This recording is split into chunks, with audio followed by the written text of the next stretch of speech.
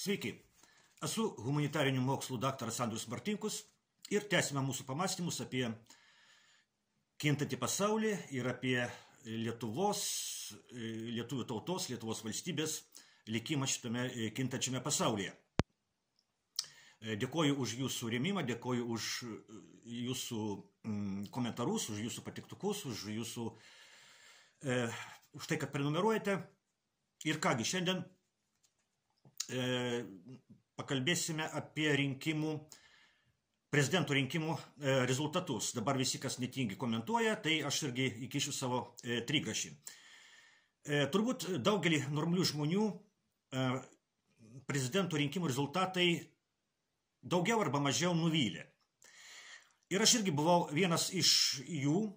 Iš karto po to, kai tapo žinomi rinkimų rezultatai, mane irgi trumpam buvo apėmęs toks lengvo nusivylimo jausmas, nes, kągi, ir vėl antrame ture tas pats Nausėda, ta pati Šimonytė, kaip ir prieš 5 metus. Iš pirmo žvilgsnio atrodo, kad niekas nepasikeitė. Esame toje pačioje dvokiančioje landsbergizmo baloje. Bet kuo toliau, tuo mano nuotaika darėsi vis geresnė ir dabar aš visiškai nuoširdžiai sakau, kad rinkimų rezultatai yra labai neblogi. Ir tai nėra savęs guodimas, savęs raminimas. Ir pasakysiu, kodėl. Pagrindinis klausimas yra toks, ko mes norime. Ko mes norime Lietuvoje? Ar mes norime esminių pokyčių Lietuvos valstybėje, ar tik kosmetinių patvarkymų? Ir štai čia reikia suprasti tokį labai svarbų dalyką. Esminiai Lietuvos valstybingumo pokyčiai 20 amžiuje niekada nevykdavo rinkimų metu. Dar daugiau. Esminiai Lietuvos valstybingumo pokyčiai 20 amžiuje visada buvo sąlygoti globalių geopolitinių pokyčių. Kitaip tariant, visi esminiai Lietuvos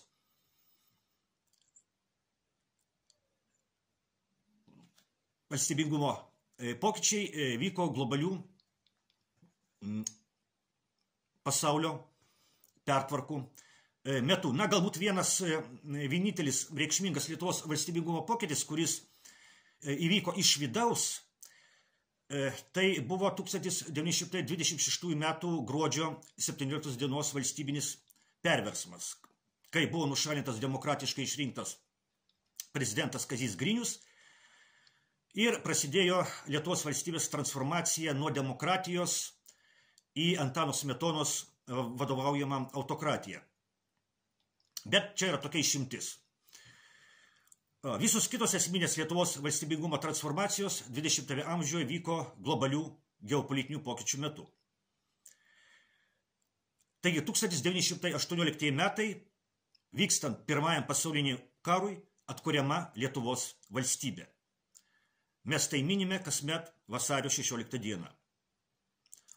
Vykstant Antrajam pasauliniam karui, šitas Lietuvos valstybingumas yra prarandamas, nors negalima sakyti, kad Lietuvos valstybingumas yra visiškai panaikinamas. Nuo 1940 metų Liepos 21 dienos Lietuvos valstybingumas egzistuoja Lietuvos tarybų socialistinės respublikos pavidalu.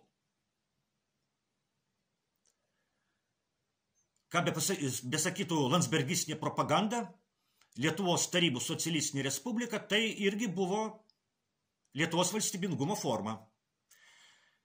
Pirmasis LTSR konstitucijos straipsnis skelbė, cituoju, Lietuvos tarybų socialistinė respublika yra socialistinė visaliaudinė valstybė, išreiškianti darbininkų, valstiečių ir inteligentijos, respublikos visų tautybių darbo žmonių valią bei interesus.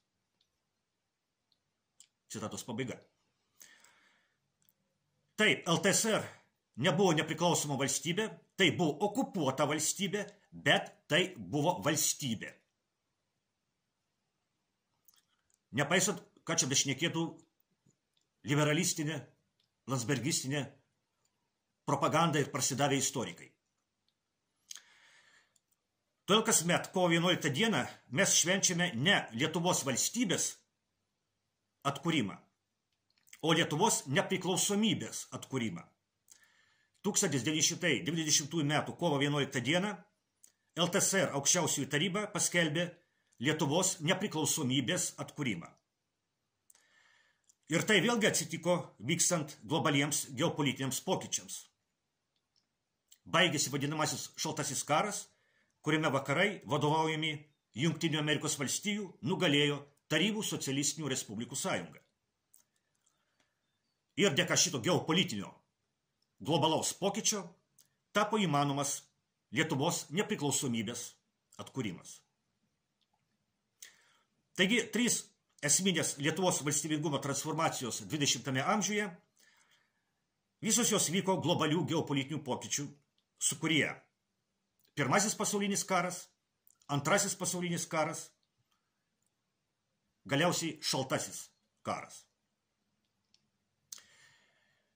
Ir dabar einame jau prie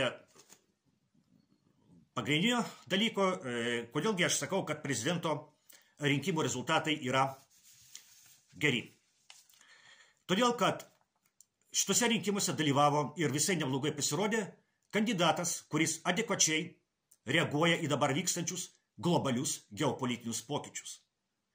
Adekvačiai, tai reiškia tinkamai, žiūrint iš Lietuvos nacionalinių interesų požiūrio taško. Turiu omenyje, aišku, Eduardą Vaitkų. Tai žmogus, kurio dabartinio landsbergistinio Lietuvos režimo požiūrių apskritai neturėjo būti šiuose rinkimuose. Eduardas Vaitkus labiausiai gadino nuotaiką landsbergistams šitose rinkimuose. Todėl sistema, landsbergistinis režimas, iki galo stengiasi apsunkinti Vaitkui dalyvavimą šiuose rinkimuose. Vis dėlto, nepaisant visų trukdymų, Vaitkui pavyko surinkti daugiau kaip 7 procentus rinkėjų balsų. Tai yra 5 vieta tarp 8 dalyvavusių prezidento rinkimuose kandidatų.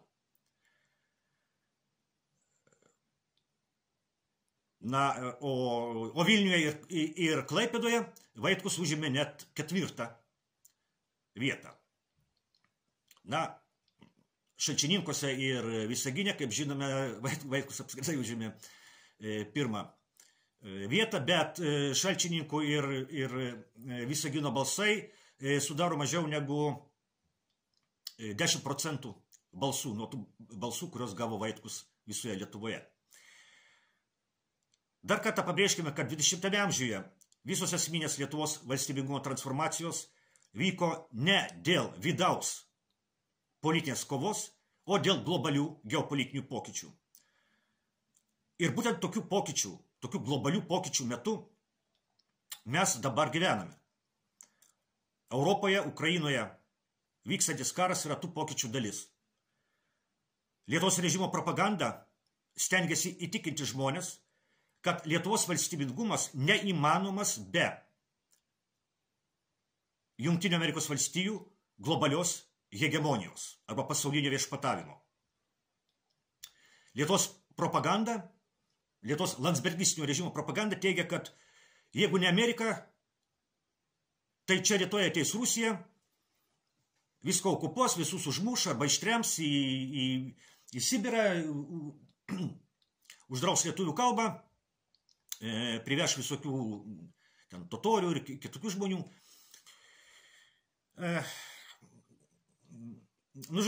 Nuolat girdime tokius kliedesius.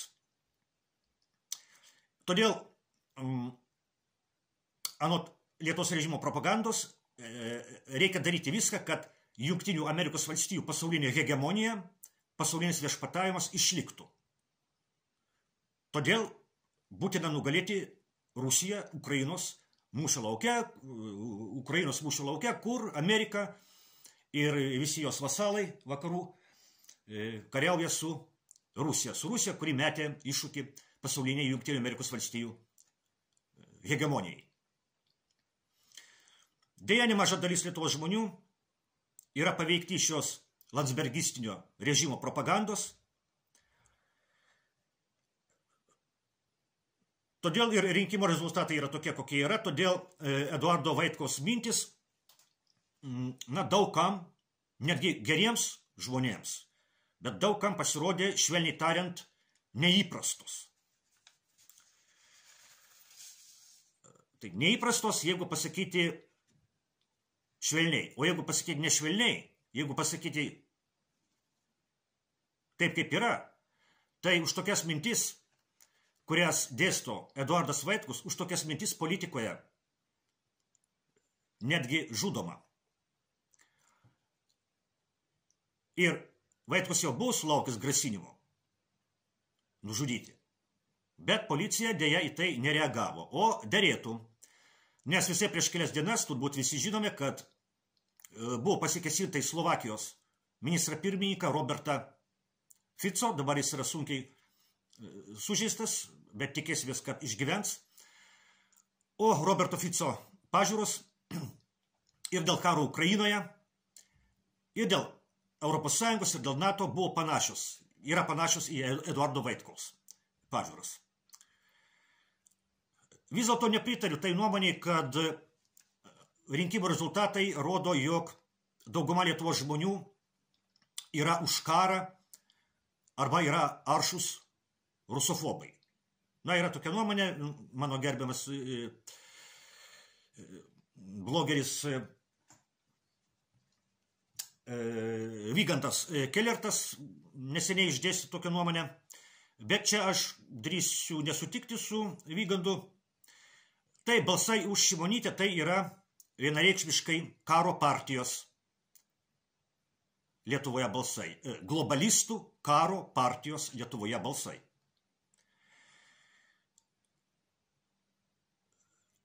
Bet su balsais už Nausėdą, manau, yra šiek tiek sudėtingiau. Manau, kad dauguma tų žmonių, kurie balsavo už Nausėdą, jie balsavo už jį kaip tik todėl, kad bijo karo. Jie nenori, kad karas ateitų į Lietuvą. Dauguma balsavusių už Nausėdą, aš taip manau. Aš galiu klysti, bet man atrodo, kad dauguma žmonių, kurie balsavo už Nausėdą, masto gana primityviai ir naiviai. Jie masto taip. Vat yra Nausėda ir karo nėra Lietuvoje. Vadinasi, reikia ir toliau rinkti Nausėdą, kad karo ir toliau Lietuvoje nebūtų. Žodžiu, kad būtų toks stabilumas. O tai, kad Nausėdos politika iš tikrųjų objektyviai veda į karą, tai šito dauguma Lietuvos žmonių, nenori pastebėti, jie bijo pažvelgti tiesai į akis, sakykime taip. Jie save apgaudinėja, ir jie mano, kad Nausėda, jie supranta, kad Šimonytė taip tai yra karas, o Nausėda yra toks, kuris išgelbės Lietuvą nuo karo. Kągi, jie klysta, bet taip yra. Aš manau, kad dauguma Lietuvos žmonių tikrai nenori karo ir nėra jau tokie aršus rusofobai. O už Vaitkų balsavo, aišku, jau sąmoningi žmonės, kurie sąmoningai nenori karo, kurie sąmoningai priešina šitai globalistiniai politikai. Ir jau visiškai einu į pabaigą ir akcentuoju patį svarbiausią dalyką. Turime labai gerai suprasti, kad Jungtinių Amerikos valstijų pasaulinė hegemonija eina į pabaigą ir landsbergistinė propaganda, Lietuvos landsbergistinio režimo propaganda dieną ir naktį, nuo ryto iki vakaro, kala Lietuvos žmonėms į galvą mintį, kad Lietuvos valstybingumas neįmanomas be Amerikos. Be Amerikos, jeigu išeis Amerika, viskas, Lietuvos, neliks, ateis rusai, prijungs prie Kaliningrado srities ir, žodžiu, viskas bus baigtas su Lietuva. Bet tai yra netiesa. Ir būtent Eduardas Vaitkus atstovauja idėjai, kad Lietuva išliks ir pasibaigus Jungtinių Amerikos valstijų pasauliniai hegemonijai. O šitą Jungtinių Amerikos valstijų pasaulinė hegemonija, dar kartą pakartokime, jinai tikrai eina į pabaigą, norime mes to ar ne. Ir mums reikės labai jau greitai gyventi, kai Amerikos čia bus daug mažiau, o galbūt nebus ir iš viso Europoje. O Lietuva bus. Ir reikės gyventi šalia Baltarusijos, šalia Rusijos, šalia Lenkijos.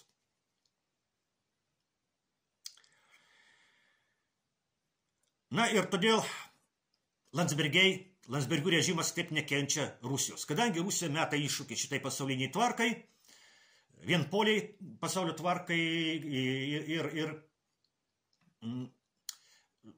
Landsbergiai natūraliai jaučia, kad jeigu nugalės kita pasaulio tvarka, Lietuva išliks, bet tai jau bus Lietuva kitokia. Vėl bus kažkokia Lietuvos valstybingumo transformacija, kurių buvo, kaip matėme, 3 20 amžiuje, na, bus dabar 4 21 amžiuje. Ir tai irgi bus Lietuva. Tai irgi bus Lietuvos valstybė, bet tai bus kitokia Lietuvos valstybė, tai bus valstybė, kurie tokie personažai kaip Nausėda ir Šimonytė, nu, ten Žalimai dar visokie ir taip toliau. Tai bus tokia Lietuvos valstybė, kurie tokie personažai nebebus valdžioje. Ir šito jie paniškai bijo. O Eduardas Vaitkus atstovauja tai pozicijai, kad Lietuva bus ir po to, kai iš čia pasitrauks Amerika, bet tai bus kitokia Lietuva be Landsbergių. Na ir todėl landsbergistinis režimas taip bijo, Vaitkus taip jo nekeičia. Na kągi, šiandien tiek, iki kitų kartų.